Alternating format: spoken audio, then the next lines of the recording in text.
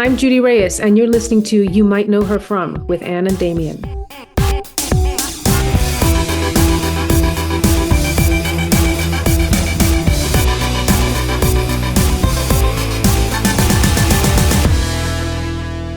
I just love Judy's voice. It's smooth. I love her little lilt of New York City in it still. Me too. When I was listening back to it, I was like, oh God, it's so soothing. And I realized like maybe it's because I grew up kind of being obsessed with New York City and the sound of New York. And then whenever I hear anyone with a New York accent, it automatically endears me to them. But Judy's like mellifluous.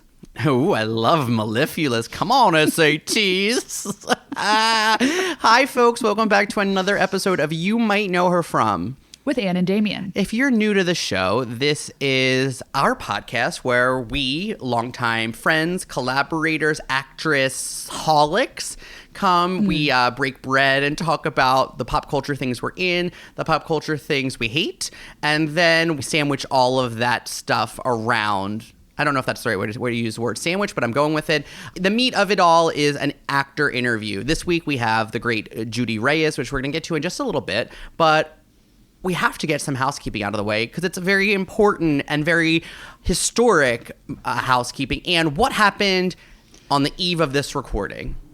Look, last night, You Might Know Her From became graced with its very first Oscar winner, none other than Da'Vine Joy Randolph, who we had a couple of years ago on the show. And we were just blown away when we revisited her entire body of work. It was just like, what an insane talent, what an incredible human.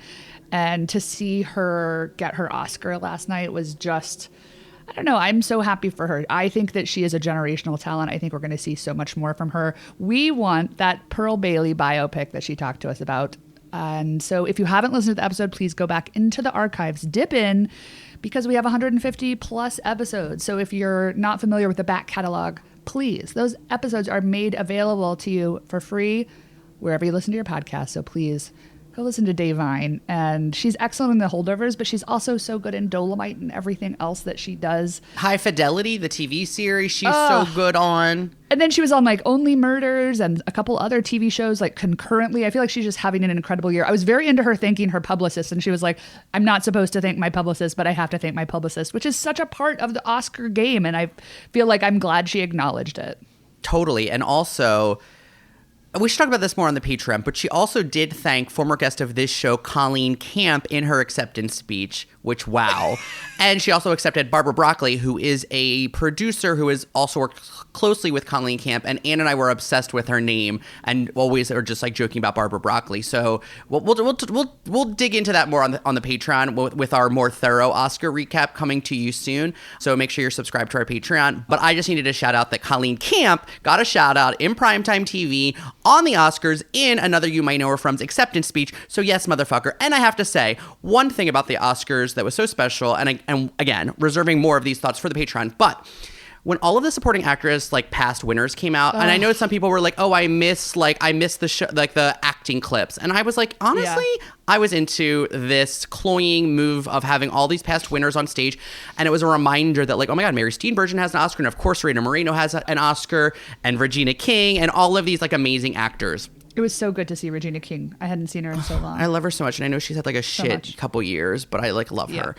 Like we once were going to name this podcast, it was like a working title was like Best Supporting Actress. And obviously like we didn't land on that because we felt like it was more expansive of just being a supporting actor. And also, you know, it's like, this isn't about awards, but I just was like, my heart was warmed by seeing all of those women. You know, they talk a lot about like the Best Supporting Actress curse that happens sometimes. Yeah. And it was just a thrill to see all of those women on stage. So anyway, we'll recap more Oscar stuff of what we loved. But I mean, but the highlight of the night, of course, is that, you know, Da'Vine Joy Randolph, not only like, you know, just a generational talent, but, you know, just, you know, also a part of the You Might Know Her From family, walked home with an Oscar. So congrats to Da'Vine. So if you're hungry for more talk of the Oscars and the other things that are rattling around in Damien and I's brain, as he was saying, join us on the Patreon, where we've got different tiers. You can join us where we'll be dropping newsletters, Just Us episodes, recaps, movie and book clubs, interviews with non-actresses. We're open to suggestion. We've already had people join at every level. If you're not familiar, go to patreon.com/you might know her from. We've got ingenue, soubrette, character actress. And I have to tell you, I'm just really excited about the people that have joined so far. So find us there. Yeah, I will just give a little tease. Something that Anne and I have been kind of maniacally laughing about is like, as we're curating content for the Patreon, is like, what do the listeners want? And I feel like it's sometimes like people on OnlyFans are like, what do you want me to post? And it's like, fucking, what do you think I want you to post? But I feel like, what do you want from us on Patreon? Please go there. Like, we are like, should we talk about our love of Batman? Should we talk about like a history of Catwoman? Should we talk about like to be clear, not like Christopher Nolan Batman? Just no. We new to this podcast, we're talking about the 1960s Batman. Yeah, maybe we would just for anybody that's new. We might dip our toe in the Tim Burton, Joel Schumacher eras, but we will be revising the Nolan era. Yeah, so it's like, is it? Do you want us to talk about The Wizard of Oz? I've been thinking a lot about how all of the male characters from that 1960s Batman were gay, and I think all of the male characters in The Wizard of Oz were also gay. So what kind of content are you looking for? We want Patreon to be a place like, you're DMing us, you're talking to us about things in pop culture, and if you're like, oh my God, I really want you guys to break down XYZ, like this is a place for that. We are your servants in bringing our hot takes. You know, like sometimes you don't like them and sometimes you do. Sometimes you tell us, wow, you two are really hard on Bradley Cooper. And then sometimes you say, wow, I love listening to you two drag Bradley Cooper. So, you know, like we are here to make content for you. And on that note, I have to say that I had some pangs regarding Bradley Cooper last night that took me by surprise because my hatred has been at an all-time high this year. And I felt for him last night, not because of the loss, but because I thought there was some homophobia in the works last night. So anyway, we're going to be rehashing all of these items on the Patreon. We're so grateful for those of you that have already joined up, and thank you for going with us on this journey. We will be having actress interviews on the regular feed for free as usual. So you're not losing out on that. But if you want more of us, you know where to find us. Now, let's get back to the matter at hand, which is, of course, the actress interview this month with none other than Judy Reyes, who we were already a fan of, but I feel like we got to explore her work in ways that, I don't know, it's just like when you discover a credit that's so exciting about an actor that you didn't even know about this film. What a thrill. She also was so down and real with us, and you'll hear it early on in the interview. I just want you to perk up your ears that there's a moment that we left in because we found it so utterly charming, and I think representative of the kind of human that she is in the world, and we really hope you enjoy it. We are forever fans. You might know her from Rebirth, Claws, Scrubs, The Horror of Dolores Roach, Smile, Bringing Out the Dead, One Day at a Time, and Devious Maids. This is a big day for us because we have been after you for a long time, but Judy Reyes, welcome finally to You Might Know Her From. You've been after me for a long time? Years. Oh, I need the story. And I'm happy to be here. Thank you. We feel like it's an exciting time because, you know, as of the time of recording, you're currently nominated for an Indie Spirit Award for your lead performance in the 2023 psychological horror film Rebirth. I have to say, Damien and I watched this and it really knocked us both out. The film stars you and Marin Ireland. It's so good. And I don't want to say too much about it because I really just want to encourage everyone to go watch it because I went in a little blind and was so excited to see it. But it's like a little Dr. Frankenstein, a little Thelma and Louise, a little David Cronenberg. And it's like a horror movie, but in essence, it's just a movie about loss.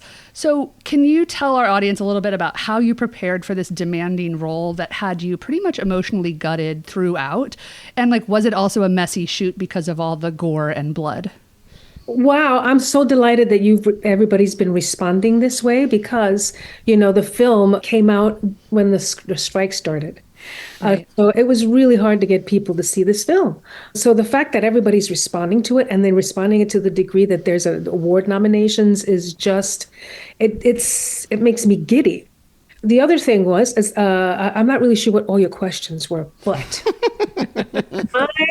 representation came to me with this film from a writer-director named Laura Moss, who said that she wrote this with me in mind, that they Love wrote it. this with me in mind. I got to get their pronouns right.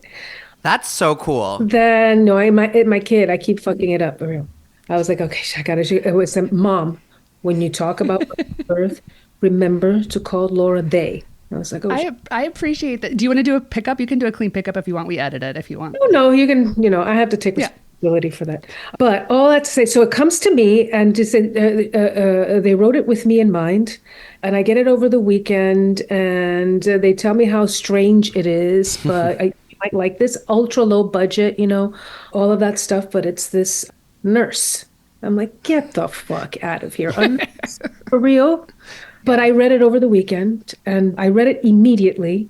And I wanted to make sure that I wasn't responding to it because of my ego, right? It's a lead in an independent film. They wrote it with me in mind, I didn't want to hurt myself, pat myself on the back there. I read it again. And then I shared it with my husband. And we were like, it's good, right? And I responded to it immediately as a parent. It made sense to me. And which is also an amazing thing when I hear people saying it's so dark, it's so out there, it's so weird. I understood her immediately. She goes through unbelievable lengths to revive and make sure that her child lives or keeps on living at the expense of other people's losses, right? But the question is, as Celie says in the film, their dignity and motherhood don't necessarily go hand in hand, right? And all of that makes sense to me. And it was just an incredibly exciting opportunity to be part of something. And yes, it was a little messy, but not terribly messy with all the blood. Mostly, we had to deal with the diva that was the pig. Oh my God. I'm obsessed with the pig, which there's a whole thing with the pig that then I was devastated, but the pig is the best. Muriel. She's very demanding. She needs a lot of attention. She's just a focus puller, Yeah. But other than that, it was, all the gore was a lot of fun, particularly working with the makeup department. Oftentimes you don't get a chance to do that. It was a heavily female set. Incredible group of creative people who were passionate about telling the story. And that becomes an exciting thing to do, along with, crafting a character, working with actors like Marin Ireland, who was so deadpan and dark and funny that it really built a different, just a whole other dynamic between my character, between Celie and Rose. All of that was really fun to build. And with Laura Moss's guidance, and their leadership, what added to the role of Celie, the character of Celie, is her reminder of pulling back from someone under that circumstances. There's not too much room to be emotional when you have shit to do. The shit that Celie has to do is to make sure that she does everything she has to do to keep that kid alive. Yeah. That's such an interesting way that you phrased that, because when I was watching it last night, I was watching with a friend who was in town, and we see you the moment after. I don't want to spoil too much, but the moment after you go to the hospital, we see the moment after with you and Pauline. We don't see you have that histrionic film mother meltdown, and so I feel like that's interesting that we don't see that, and that's sort of what you're describing is that you're the shit you have to do for the rest of the film to keep her alive. Yes. You never get to maybe have that sort of stereotypical, widow beating her chest, devastated mom moment. I don't think that Celie has that kind of time. She's almost in somewhat of denial at what's just happened. She keeps people alive for a living. Yeah. She's very passionate about it. And yet, it was to the detriment of her child's life, and I don't know that she's ever commits to accepting that because of, I think, maternal guilt. The responsibility, what can you do to make that different? The second you see a window of saying, what do I got to do? Well, then it is in my field house. I'm going to do it. I can't be grieving because grieving is acceptance. So AJ Lister plays your daughter, and she's so excellent. Was it distressing to be working on such a dark and physically horror material with a young actor? How did you protect yourself, and did you feel a duty to sort of protect her as well? I think that Age is a brilliant young actor. Yeah. It is the kind of actor when you say action, they're completely in character, and then you cut and they're a total little kid. And they hang out, and the way being a little kid and hanging out with that little kid, having my own kid, it was really a lot of fun and really easy to get close to this kid. And her mother was around. And her mother was there, reminding her what the story was, that it was a horror movie, a scary film. And she was very well aware that my mom I can't watch this movie. My mom would never watch this movie, so she's really clear in space. And she took direction incredibly. She's just a really, really talented young actor. It wasn't stressful at all. It was actually a lot of fun. And plus, she dealt with the pig really well. I love the pig. I kept thinking about if my pit bull was a pig, because I was like, I feel like they have there's a commonality between Ronnie and Muriel, and I was like, I could have a pig, I think. It was great too. My kid came onto the set to hang out, and they became close immediately. It was good. We had great chemistry. As actors and mother and child, we had really good chemistry, and I had great chemistry with her mom. She really knows how to function in a set. It was really good. I really can't say enough to everybody. It's streaming right now on Amazon Prime. Please go watch it. Watch it with the lights off. I thought it was excellent. It's a character-driven horror film, which is one of our favorite things. And it's really, as Judy said, mostly women in the cast. I don't even think many of the men, the few men that do appear, maybe don't have names. It's wonderful. It's our kind of movie. And that is the best thing when we're getting ready to interview an actor and we're like, you have to watch. Sometimes we split projects up. We're like, we both need to watch this. It is our movie. It's our kind of movie. I'm happy you responded. Yes, it's wonderful. Apple and on Shudder. Please catch it. It's a terrific, terrific watch. Yeah. Okay, Judy, you play Carla Espinosa for 8 seasons on the medical comedy Scrubs. Carla is the no-nonsense head nurse and often the voice of reason for the other central, idiot characters on the series. And Bill Lawrence, the series creator, has said in many interviews that there was, a lot of improvisation on the set, that people were encouraged to, give their own takes or make up their own lines. Was that a skill that you came into that show with, or was it something that you felt you were sort of baptism by fire with that job? Total baptism by fire. I come from theater. I know my words. Do you know I felt, and that's my first series, and the kids, I call them, because they were all, I think, maybe 5 or 6 years younger than I am. They bonded immediately, and so it was just an upstaging of each other constantly, of doing this, doing that. And I'd worry about not getting enough jokes and bearing the gravitas of the show, as Bill would always remind me. And it was a lot from me to ask Bill. It's I want more jokes. I said, well, make them. And I was like, oh God, the pressure. So it did take me a long time to take a chance. I remember I don't know if it was the second or third episode where I'm with Laverne, nurse Laverne, African-American nurse with me. And he's coming to ask me for something. And I just start going, I was giving him the finger. That was me making it up. And I was terrified. It worked out, and it was great also because it helped me build Carla from that place, Mm-hmm. By season 8, were you I gotta do this together. I would, but I'm still not that type of actor. Do you know what I mean? Which is, I think, I surrendered to bearing the gravitas of the set of the group, which was what Bill would always remind me. What I liked was being part of fantasies and stuff like that, and sometimes I'd go, Bill was like, can I be part of a fantasy or something? You've said in a couple of interviews that your sister, who's a nurse, was your unofficial consultant for the medical nurse language and references over the years.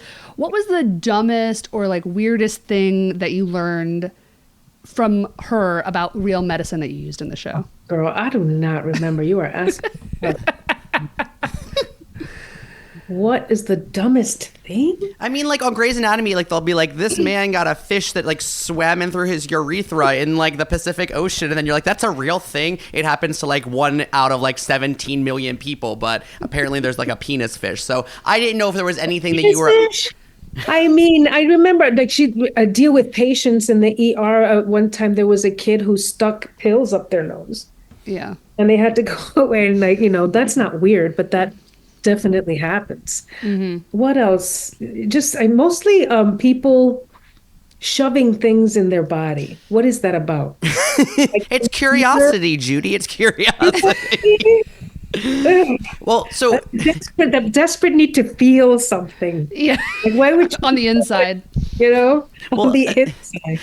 as you mentioned, you also played a nurse in Birth and Rebirth, and then also in Martin Scorsese's Bringing Out the Dead. Like, how often other times have you had to text your sister and be like, how do I say this word? Like, have there been other moments in your career where you were like, what the fuck is this? I mean, not necessarily. It was in the beginning, but usually there's like consultants that help you pronounce it. People that are employed.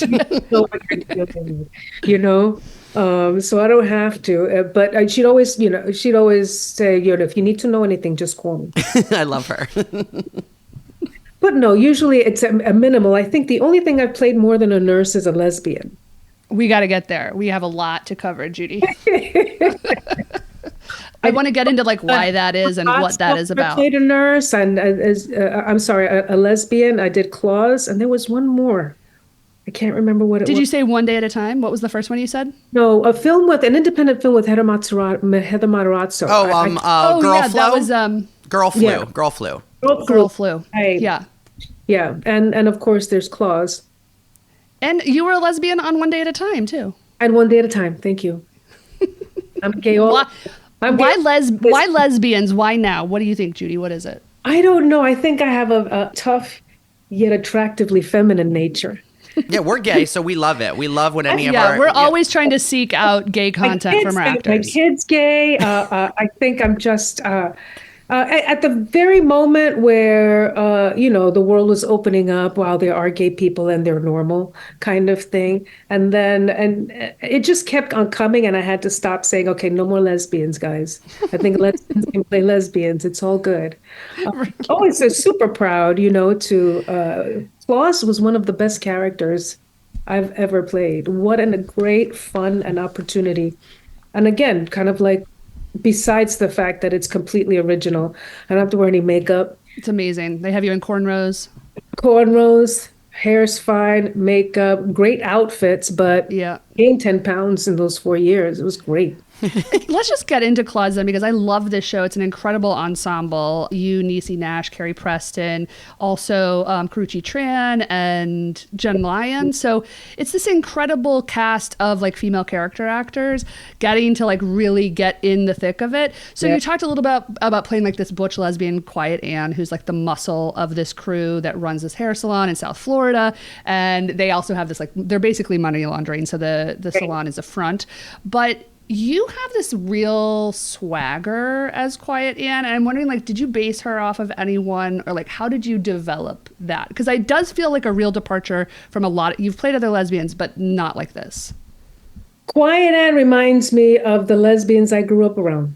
Mm-hmm. Back in the day where you were gay, but you don't really, you're somebody's roommate, you're not their wife, kind of thing. And I remember the very first job, I worked in a discount store, walking distance from me on Jerome Avenue, just off Mashulu Parkway.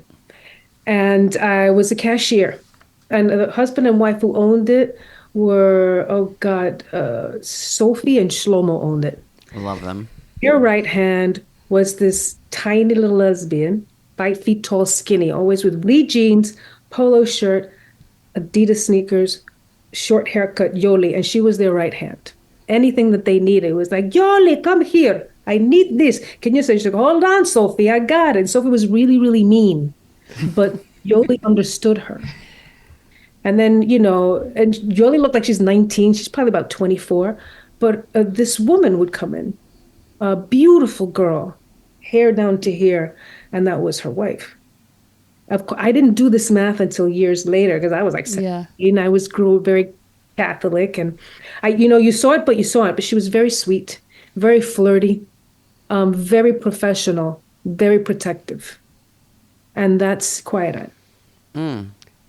The show is so good. It's so fun to watch all of you play together. Did that feel special in a way? We'll get into some of your other work where you were in ensembles, but did Claus feel like a once in a lifetime situation? Yes, 100%. It was a once in a lifetime role that I really, really worked on. interestingly enough, because you read the script and A Quiet Anne has like 4 lines. Right. For the audition, you have this monologue. So it's trying to be like this quiet person with a monologue, which is actually a tricky thing to do.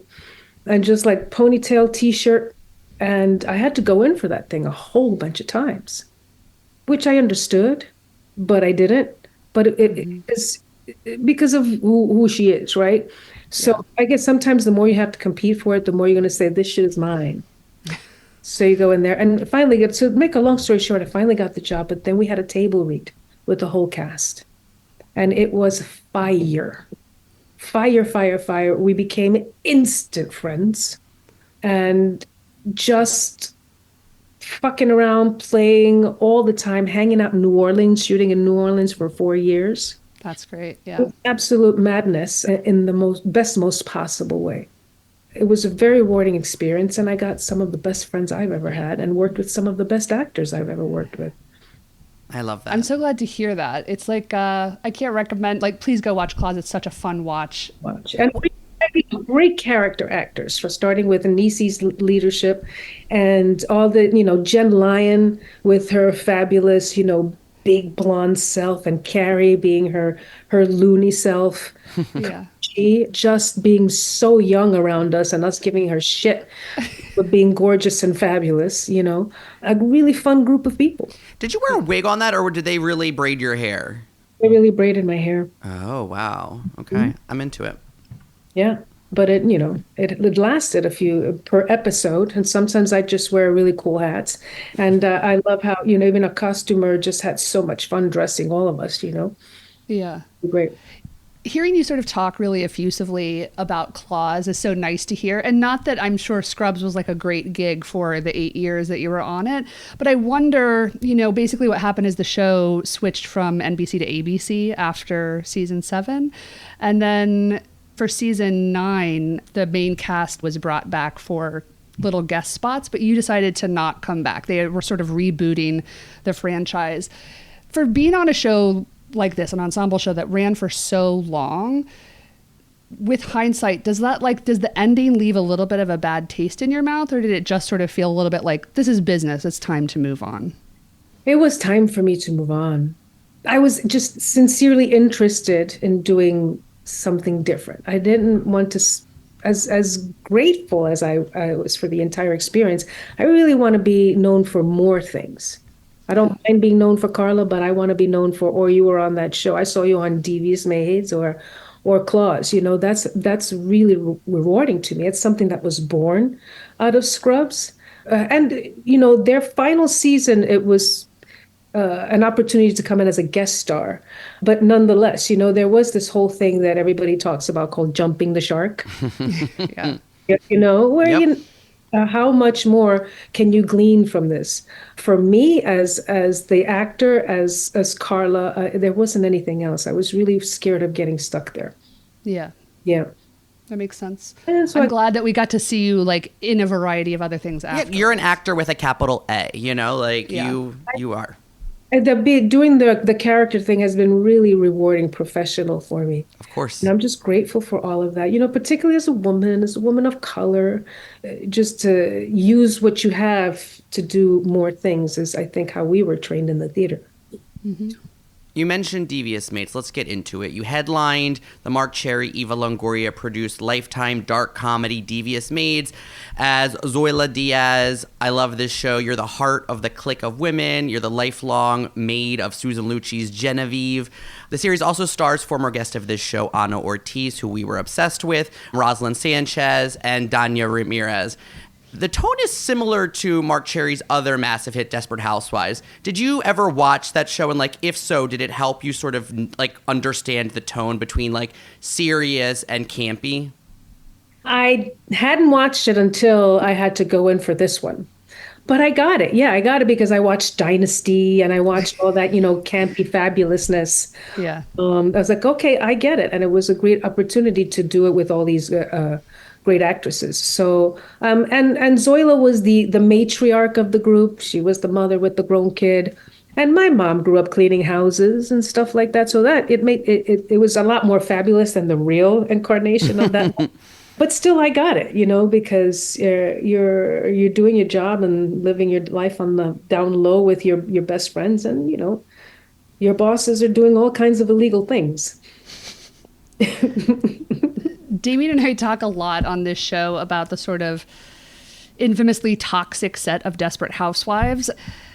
Can you say, like, what was the vibe on the Devious Maids set? Was there any of that classic Marc Cherry drama? And was, like, Anna, who I think is maybe your bestie, was she like a saving grace? Anna was great. Anna had she was the number one on the show, so there was a lot more of her running around that she had to do than the rest of us. In terms of the drama, I mean, I would say not amongst ourselves necessarily, but the other echelons offer, demands, and I don't want to be shady and throw anybody under the bus. But yeah, there was drama. I don't think I feel you. I don't think it was as notorious as Desperate Housewives, but there was some drama. But I think we had a lot of fun messing around with these characters. And I think that one of the things that we always wanted to remind Marc was that it's Devious Maids. It's about the maids. And oftentimes we skewed towards making heavier stories about the employers. Interesting. Yeah. So we always had to, I think, make sure that, we bear the weight where the story's supposed to be. Sounds like Marc Cherry to me. Okay. That's the least of things to manage, you know what I mean? And the fact that, we had to have every word right when you're on a Marc Cherry show. No improv. Hope that theater training came in, babe, because Bill Lawrence was going the other way. Yes, he was, and it'd be like, that's supposed to be the, not Like, what? Yeah, sorry. I was like, okay, Take it again. fine. And we do it again. All right. So, this business that you're in is notoriously difficult for actors, let alone women actors of color. And you alluded to this earlier, but have you felt some sense of community with the sort of Rolodex of Latina actors that you've worked with in your career? Like Anna, who, like you are as a founding member of the Labyrinth Theater, your Devious Maids co-stars, and Justina Machado, who you've worked with countless times. Like, is there a sense of community there? 100%. And then you have your best known leaders in this business, which are Eva Longoria, America Ferrara, who also make it their point to just create communion on a regular basis, get us together, support each other. If you pick each other's brain, invite people over here, create an event where, and I think as I'm getting older, I'm learning how to take advantage of that. I don't think we can deny politically things are getting weird again. So where there were so many shows of color, and now things are falling off. And I think we're hyper aware of that to the point where you establish community amongst yourselves, right? So that you support, you create, you try things, but you really got to avoid the whole divide and conquer thing because it kind of splits what you're looking to create. And everybody wants to be seen in this business. Yeah. Everybody wants to represent, the people who want to be seen. And the best way to do that is to just always check each other's stuff out. As you said, yes, feel safe in the community of talent that I've been able to work with. Gloria Calderon, the creator of Calderon Keller, the creator of One Day at a Time. Also a really creative, such a hardworking person in terms of just staying connected. It's a lot harder than we think, and, our social media pages really betray our bank accounts oftentimes, particularly after COVID and after the strike, and I really appreciate how diligent everybody is being about staying in touch, staying connected, staying creative, staying motivated, which is really fucking hard. There's so many people who aren't working right now. Yeah. Most people will never understand, Right. It's like so many brilliant people are not getting seen, aren't getting projects. You're like, we haven't seen them for 12 years. Where are they? Exactly. And I think what I appreciate about people like Eva, who's always got her door open and always really working on creating the next thing, and supporting people and women women of color in terms of, their creative ambitions. And it feels like a responsibility after in times like these. But fuck it, right? Absolutely. Absolutely. And I mean, I just think sometimes, like, obviously we're not actors, but our start, we were theater kids. And I think that so much of being an actor is like seeing people as competition, like who else is your type. And I think when you're in a marginalized community, whether that's like whatever that looks like, but if you are a Latino woman and you're a woman, and then it's like, how do you not see each other as competition? Because it doesn't serve anybody in the end, It's just like, but it's a mind fuck because everybody wants to be seen and get a job and pay their bills and, acquire, whatever, be successful, get to play a variety of types of people, Well, one of the things that I learned, I think, early in my career is like, all you can do is kick ass, but you getting the job has nothing to do with you. So if you go in there and you feel good about what you did, you kick ass, and you don't get the job, it doesn't feel as bad as if you fucked it up and you don't get the job. Because then you're like, all you want to do is do really well at what you do. Everything else is so out of your control. So that if, my friend Justina Machado gets the Horror of Dolores Roach and I don't, I'm like, fuck, she's perfect for it. Well, call her, you know what I mean? Yeah, it's disappointing, but shit. And it's always that one thing that you didn't do is like, that has nothing to do with you. That's who they want. And that's it. Yeah. And it's important for us, especially in the female and Latino community, that we understand that we support, that we understand that it's so out of our hands, but it's hard. It's a harder thing to do. And it's easier to, I guess, separate the masses when the opportunities aren't as abundant, For sure. Yep. Well, before we move on, you guys were theater kids? Yeah. Yeah. What? We met in theater school like 20 years ago. Yeah. Okay. Yeah. Theater camp or like actual? No, we went to Marymount, the theater school on the Upper East Side. Okay. Yeah. Yeah. But then we're not actors, but we love the theater. We are passionate about this, Theater. Oh, wow. Yeah. Okay. Oh, how fun. I dropped out of college to pursue. You were at Hunter, is that right? I went to Hunter. I took time off and I never went back. That's fine. You got jobs, so that's a good thing. I worked for like 4 or 5 years before I actually started getting jobs. But restaurants and shoe stores and what was your first big gig New York undercover? Was it Law and Order?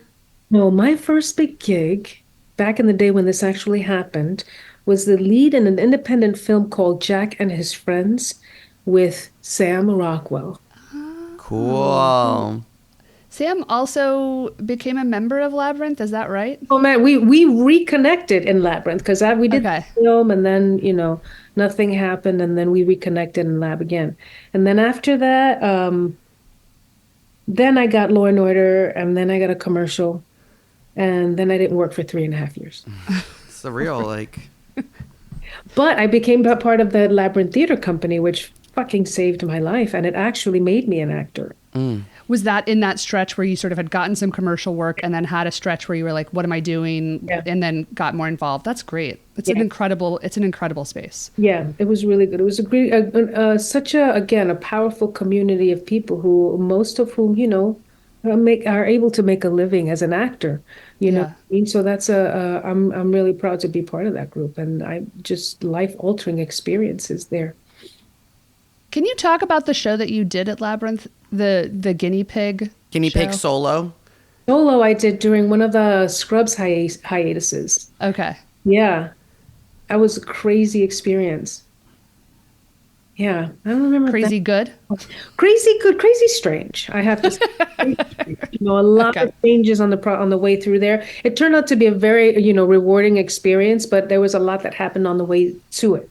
And through the experience. But it was awesome. I worked with a great team of people. And John Ortiz, who's also a friend, also ultimately directed it. And he's so talented. Also in American Fiction, which is one of my faves this year. Yeah, it was so lovely to see him in that. Yeah, he's always a pleasure when you see him. He's so good. Yeah, it was really, really just engaging and hilarious. And just such a great part of that whole ensemble cast. Yeah. Yeah. Okay, Judy Reyes. We have now entered the part of the show that we call Rapid Fire. This is rapid for us because we're throwing everything else that we have for you in our arsenal, but like without segues, not as, we're just going to be a little manic. You can take your time if you need to. Okay, let's see. No pressure. No pressure. All right. Go. You had a 4-episode arc on Oz, a show that casts the best of New York theater talent. Betty Buckley, B.D. Wong, Edie Falco, David Zayas, J.K. Simmons, Patti LuPone, and of course, Rita Moreno. We love this show, and your first scene is with none other than Rita Moreno. Were you excited to work with her, and did you get a chance to hang with her off camera at all? I was excited to work with her. No, I did not get a chance to hang out with her off camera. And when I saw her again in One Day at a Time, she didn't remember who the fuck I was.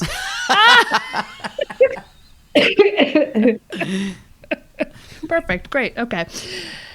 Judy, you're a native New Yorker, a woman born in the Bronx to Dominican parents. Where is the best Dominican food in the city? Back then, it was in Washington, anywhere in Washington Heights, first of all. But we used to go to a restaurant called El Deportivo. It was on 157th Street and Broadway. I don't know if it's still there, but it was legendary. Yeah. You get the same Dominican food that your mother makes at home, which really doesn't make any sense because if you're going to go out to dinner, why are you going to go out to have Dominican food again?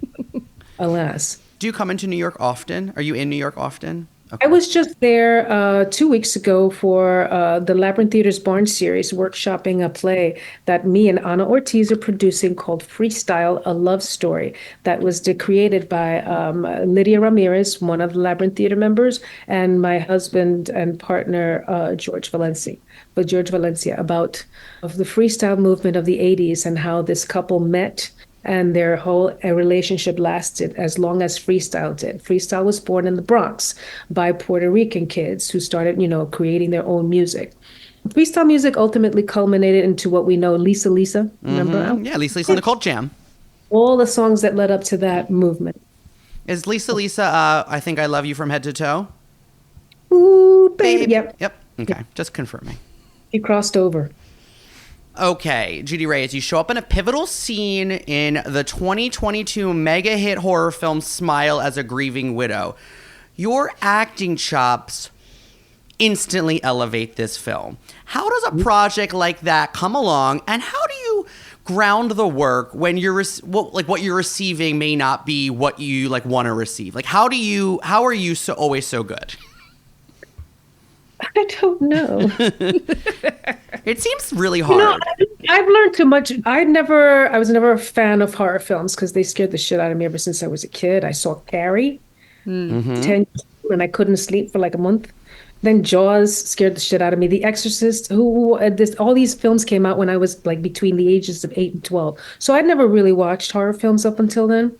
And the character that I play is kind of introduces what's happening in the film, right? So I don't have to necessarily set anything up. And when I play roles, I journal as that character, so I can create. Some people do the whole method thing. Yeah, find that too exhausting for all the obvious reasons. But I do create a background and create a person for that person, so that when I come in, I'm already somebody. And see, sometimes you can experience the history in someone when you have a small role like that. So that's smart. We read that you broke your hip the week before filming the musical episode of Scrubs, so they had you film your musical number sitting down. Judy, please be honest. Did you decide to film in a chair of your own volition, or was this workplace harassment? This was workplace harassment. Remember when I drove after I fell and I drove myself to work. I got there late. I had to literally lift my leg off, and I had to go to the ER. Took an X-ray. It's you broke your hip. And the first thing I did was I said my tango. My tango. And Bill and everybody was so sweet. He goes, "Don't worry, no, we'll shoot it later. But when it comes to singing and dancing, I always want to do more. Mm-hmm. Yeah, they kept throwing me in this freaking chair to protect my hip, whatever. I was fine. Okay, so Anne really found this next piece of trivia, but you appeared in one episode of The Cosby Mysteries in 1992, a show that was new information to us. We didn't even know it existed. We couldn't find your episode anywhere, but we also know that Rita Moreno was in that episode. Like, what was that experience, and did she remember you from that? I don't remember that at all. I mean, I remember, I did Cosby Mysteries. I don't remember Rita Moreno being in there. I don't. Maybe you guys didn't have scenes together. I really scoured. I couldn't find anything. I just found an episode description or like just a show description. It's hard to find. So I think, what did it last? 2 seasons, maybe? I think just one, maybe. I think just one. Yeah. No, I don't remember that at all. You appeared off-Broadway in the Neil LaBute play Some Girls opposite Eric McCormack, Fran Drescher, Brooke Smith, and Maura Tierney. Who in that cast surprised you and who left something to be desired? You can include Neil LaBute in that list. Who surprised me? I would say Eric McCormack surprised me. Because he's only Will, and that's the tough thing, right? When you get out of a show, you're really trying to do something that's completely different. So it's hard to get somebody out of your head as that. So he's only Will to me, and Fran was actually impressive. She was still Fran, but really really impressive with the character that she built. Within I guess that character that she is. Yeah. I would say Eric McCormack was very impressive. Maura Tierney was fabulous. Brooke Smith, I love. And she's predictable. She's so awesome. Yeah. Neil LaBute, I don't remember him that well. For the best. I think it's for the best. In terms of like the whole story kind of being almost a persona of his, it also was like, oh, okay. That kind of thing. But terrific man and great to work with and a fun role to do. You play Michelle, sort of like a mobster mole, which I loved seeing you as this type of role on The Sopranos. Was it hard to be a woman on the set of The Sopranos? Because I can't imagine that any of the other women, Edie, Drea, Lorraine, Jamie Lynn, Aida, were on that set the day you were like straddling Polly Walnuts in bed. It was only us because those scenes get to be closed. Okay. Yeah. And he was wonderful. He was just a doll. So sweet. Such a gentleman. So good. kind of sexy. I get it. I get it. Perfect hair, but just a generous and really kind man. So I felt very comfortable and very safe. I'm so glad. Also, Tony Sirico, R.I.P. We lost him, I think, in 2022. He was such a great actor. I'm glad to hear he was like a good guy, too. Oh, good guy. Total good guy. In fact, all the guys on there are really good guys. They're so sweet. Just nice. Love it. Yep. I'm excited to see Michael Imperioli back on stage this season, by the way. What's he doing? He's doing a two-hander with Jeremy Strong from Succession, who maybe you know from Succession as well. Mm-hmm. I think it's I think they're playing Russians. I'm not exactly sure. Also, a fantastic group of people to work with, all those, that Succession cast. Those are all theater people. It's so incredible. Oh, good. Would you like... Good. And again, when you see their chemistry and how they just start to... You just want to watch them the whole time. Yeah. Is theater, is it on your vision board? Is it something you're interested in coming and performing on stage? Would you and Anna come and do something in rep? Like, I want to see you on stage. I want to see her on stage. I'd love to see you guys together on stage. I want to be on stage, and yes, I want to do some, my friend Justina Machado just workshopped the theater version of Real Women Have Curves in Boston. So we'll see how that goes. I wonder if I'm not supposed to say that. Oh, well. But... very exciting, a lot of hard work, and she's amazing. She's amazing. Those are when you dream. I'll speak for myself. When I dream of being on TV and on stage, those are the things that I see. So you see somebody singing and dancing in a costume, you're like, fuck yes, that's what I want to do. Or you see Singing in the Rain for the 15th Academy Awards Sunday in a row, and you're like, yeah, I want to do. Or Fame. For the 100th time. Yeah. You want to be Cara, Yeah. So the answer to all that is yes. I love it. We're excited for it. Yeah. Okay. Judy Reyes, last question. You have a fraternal twin sister. What is the weirdest twin behavior that you're willing to share with us here today? We're obsessed with twins. The weirdest twin behavior? Like, has there ever been a moment where you like sensed something or vice versa and it was turned out to be true that you were like, I have Or did you guys have like a secret language when you were kids before you could speak? We did, and it was, when we it was in Spanish because Spanish was our first language. So we would put CHI in front of everything so that nobody knew what we were saying. So, chi archi uchi go ching to tutsi the chi storchi because and people would and we do it. We were able to do it really fast. But just to be able, because we'd put it when we spoke in Spanish and we spoke in English so that people wouldn't know what we were saying. They figured it out eventually because that was kind of stupid. But I can't even do it now. I'm just imagining you being you two being a menace to your other sisters who were not part of the twinship, Like, I love twins. I'm obsessed with them. It's so funny, but we're fraternal twins. We literally just look like siblings. We don't look like sisters, So. Yeah. And because we were always put together, that would drive Jocelyn nuts. More like Griselda, my older sister, and because I was really shy, My mom wanted me to be Jocelyn, harmless and shy like me at the time, and Jocelyn wanted to be like wild like my older sister. So we weren't close like that, I was like clingy to her because I was not outgoing and I was annoying, but yeah, But we would do everything together. I think that created a lot of space because we couldn't do shit until we were like 15. But because we were together, we kind of started at 14. Like we could shaving our legs at 14, dating boys at 14, stuff like that. Yeah. Judy Reyes, this has been a total pleasure. Thank you so much for being on the show. And we are rooting for you at the Indie Spirit Awards, and we're very excited. We're fingers crossed. We love this movie. Hope everyone watches it. Oh, thank you. Thank you. Yes, I'd love everybody to keep watching the film because I'm so proud of it.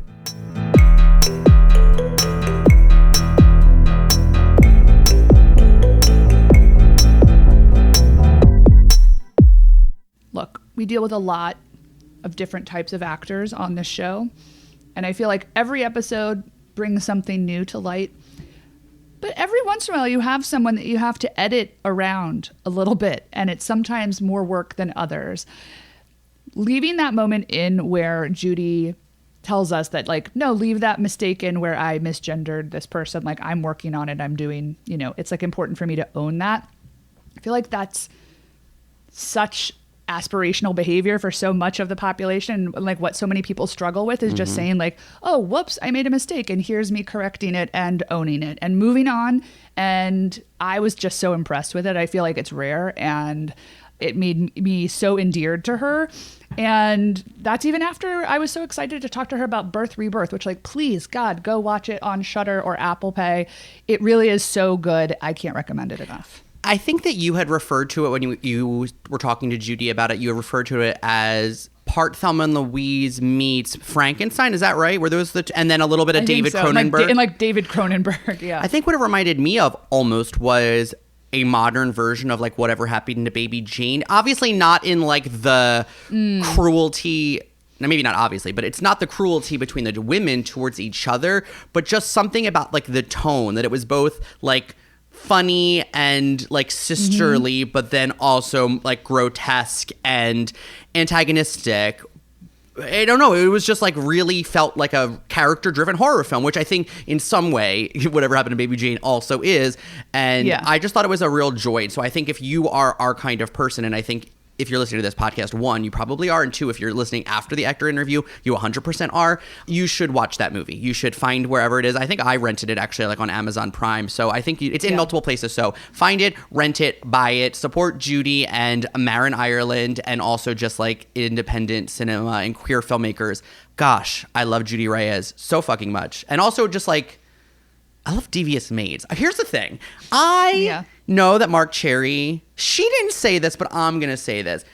He is a tyrant, but I love the tone of show that he makes, which is like both like, it's like if you took Real Housewives and Golden Girls and old Hollywood, like Whatever Happened to Baby Jane, and then you threw them in a blender. It's somehow he has this like, it's like everything is like with a wink and a nod, but also like takes itself deadly serious and employee. It's like he's doing what Ryan Murphy wants to do, but also he's in on the joke, so it doesn't feel as embarrassing when things go off the rails, because you're like, of course, like this person was a murderer the whole time.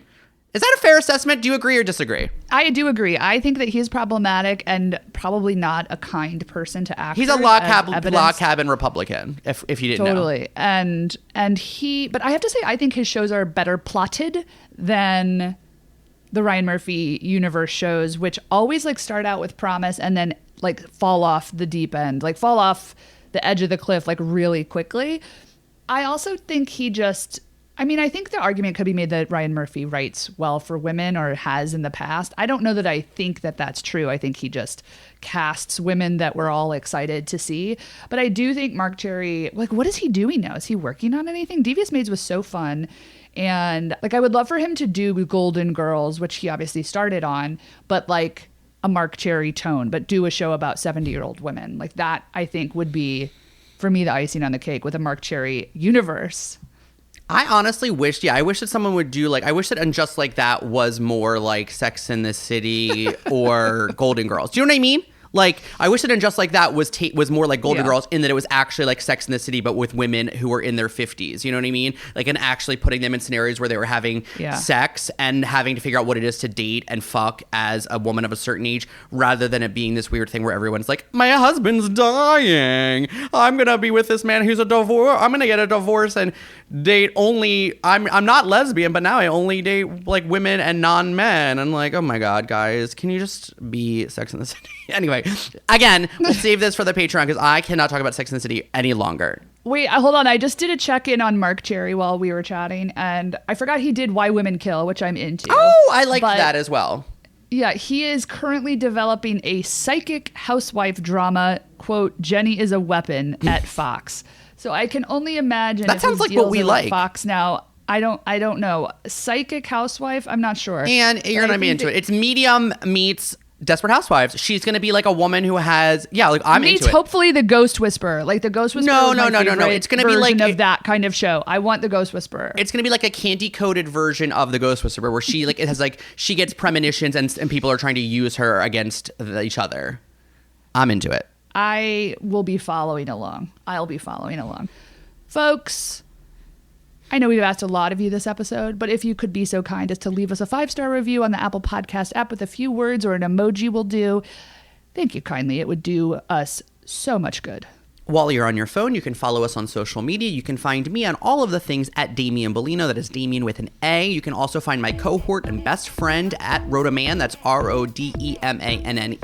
And you can follow the show. You might know her from on Instagram or TikTok. It's very hard posting, but we are working on it and you are going to love it. If so, click in, follow us, follow You Might Know Her From on TikTok and Instagram. We'll see you there. Know Her From is produced by us. That's Ann Rodeman and Damien Bellino. We do this show from the deepest well of our heart and pockets. We also want to thank our consultants at Grumpy Entertainment, Jason Jude Hill and Daniel Sears, and all the editing that you hear on each and every episode is courtesy of the wonderful, the kind, the nimbly fingered Daniel Sears. Also, special thanks to Gang. All that music you hear underscoring each and every episode of You Might Know Her From is by Gang. Gang is 3/4 women. Gang is from Philadelphia. We love Gang, and you can find Gang wherever you listen and stream your music. Also, friends, did you know that I catalog each and everything that we discuss on this show in the show notes? That's going to be below the episode description wherever you're listening to us right now. I put little Easter eggs in there for you. It's going to be information on Marc Cherry's previous work, current work. It's going to probably have a link out to him hitting Nicolette Sheridan over the head, which she testified about in court. It's also going to have clips of Judy when she broke her hip doing the musical episode in Scrubs. Anyway, it's where I put all of the information that seems relevant to the show, so find it.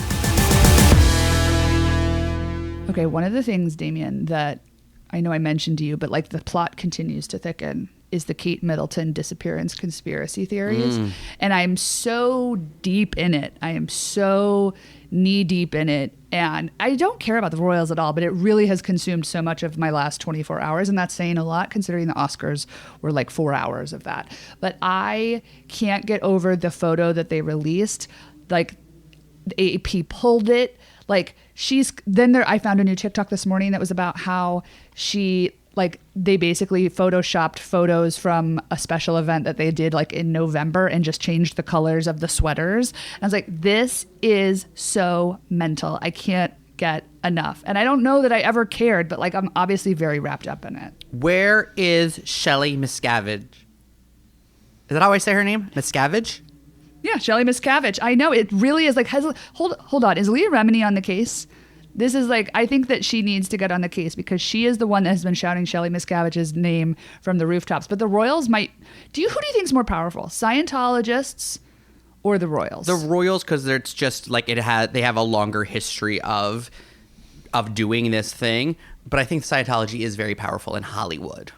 Like, I wonder, like, I think Scientology might have more money than the Royal Crown.